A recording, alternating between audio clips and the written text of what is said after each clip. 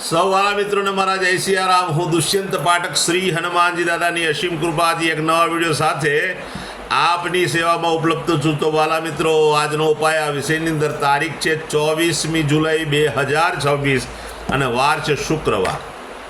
વાલા મિત્રો, જો પંચાંગની વાત કરું તો અષાઢ મહિનો શુક્લ પક્ષ ચાલી રહ્યો છે, અનુરાધા નક્ષત્ર શુક્લ યોગ છે, વૃશ્ચિક રાશિનો ચંદ્ર, કર્ક રાશિનો સૂર્ય છે।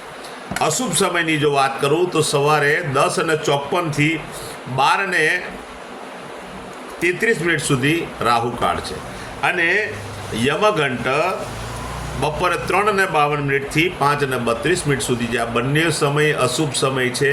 અશુભ સમયની અંદર શુભ કાર્ય શુભ યાત્રા ન થાય। શુભ કાર્ય શુભ યાત્રા કરવા માટે કોઈ સારું ચોઘડિયું, કોઈ સારું મુહૂર્ત લેવાનું, જેમાં ઉત્તમ અભિજીત મુહૂર્તનો સમય બપોરે 12:07 થી 12:59 સુધી છે। આ સમયની અંદર તમે કોઈ પણ પ્રકારનું શુભ કાર્ય શુભ યાત્રાની શરૂઆત કરી શકો। વાત કરીશું આજના ઉપાયની। આજના ઉપાયમાં વહેલી સવારે સ્નાન કરવા બેસો, નાહવા માટે બેસો ત્યારે સૌ પ્રથમ શરીરને પાણીથી ભીનું કરી લેવાનું। પાણીથી શરીર ભીનું કર્યા પછી તમારે આખા શરીર પર દૂધ લગાડવાનું છે। દૂધ માથાના વાળમાં અને પગના તળિયાની અંદર દૂધ લગાડવાનું નથી, એ સિવાય આખા શરીર ઉપર તમે દૂધ લગાડજો। દૂધ લગાડ્યા પછી ચોખ્ખા પાણીથી તમે સ્નાન કરજો। સાબુ અને શેમ્પૂનો ઉપયોગ પણ કરી શકાય। દૂધ તો ત્વચા માટે ઘણું સારું છે। સ્નાન તમારું પતી જાય ત્યાર પછી તમે જે કપડાં પહેરવાના હોય, ઇનરવેર અને બહારના જે કપડાં પહેરવાના હોય તે કપડાની અંદર ભરપૂર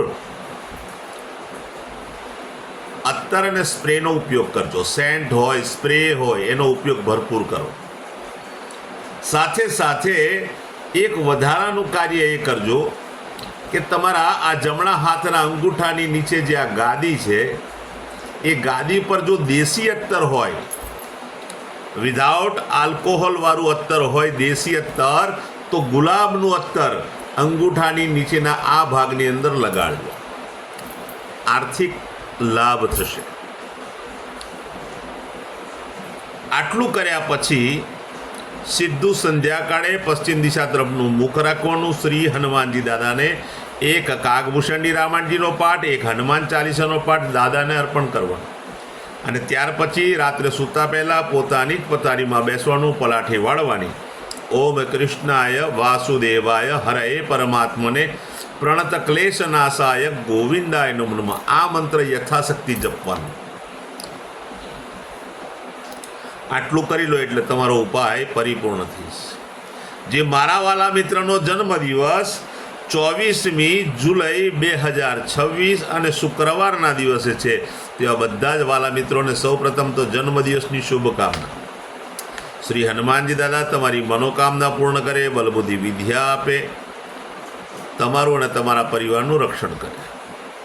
ઉપાયના ભાગરૂપે મેં કહ્યું તે પ્રમાણે સ્નાન, મેં કહ્યું તે પ્રમાણે સેન્ટ અને સ્પ્રેનો ઉપયોગ કરવાનો।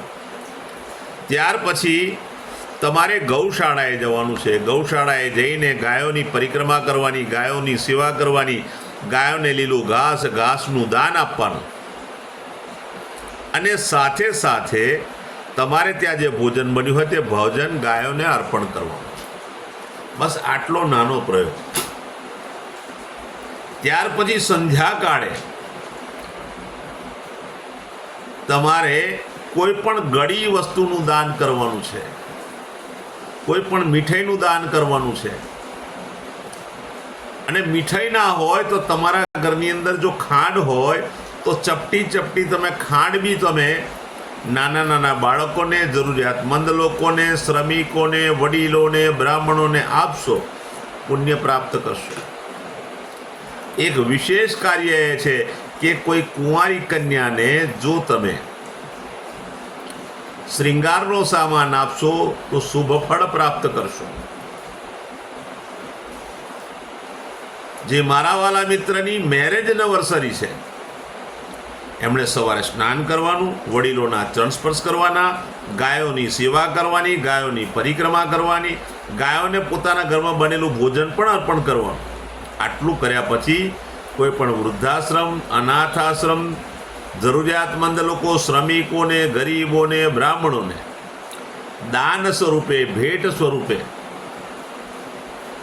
તમે કપડાનું દાન કરશો, અનાજનું દાન કરશો તો ખૂબ લાભ પ્રાપ્ત કરશો. કમસે કમ શાકભાજીનું દાન કરજો તો પણ તમને આખું વર્ષ ઉત્તમ પરિણામ પ્રાપ્ત થશે. વાલા મિત્રો, મારા બધા જ વિડીયો યુટ્યુબ પર હોય છે અને યુટ્યુબ મારી ચેનલનું નામ છે દુષ્યંત પાઠક. મારી ચેનલને સબસ્ક્રાઈબ કરજો, બેલ આઇકન અવશ્ય દબાવજો. હું નિયમિત એક વિડીયો મૂકું છું અને તે વિડીયો જો તમે બેલ આઇકન દબાયેલો હશે તો તરત જ તમારા મોબાઈલ પર નોટિફિકેશન આવશે અને તમે વિડીયો જોઈ શકશો. મારું ઇન્સ્ટાગ્રામ, મારું ફેસબુકનું પેજ, એનું નામ પણ દુષ્યંત પાઠક છે. મારા પેજને ફોલો કરજો, લાઈક કરજો.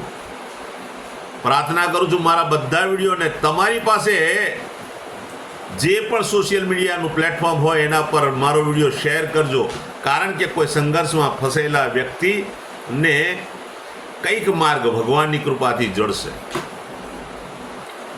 હું હંમેશા એક વાત પ્રમાણિકતાથી કહું છું કે મારો વિડીયો જોવાથી 24-48 કલાકમાં કોઈ પરિણામ નહીં આવે. કોઈ પ્રયત્ન કરતા જ નહીં. આ કોઈ ચમત્કારની વાતો કરીને છેતરવાની વાત જ નથી. નિયમિત વિડીયો જોશો અને નિયમિત ઉપાય કરશો ત્યારે એક સમય એવો આવશે કે તમારા ગ્રહો બેલેન્સ થશે અને તમે દુઃખના ચક્કરમાંથી, સંઘર્ષના ચક્કરમાંથી બહાર આવશો. તો નવા વિડીયોમાં ફરીથી મળીશું. આપ સૌને મારા સીતારામ.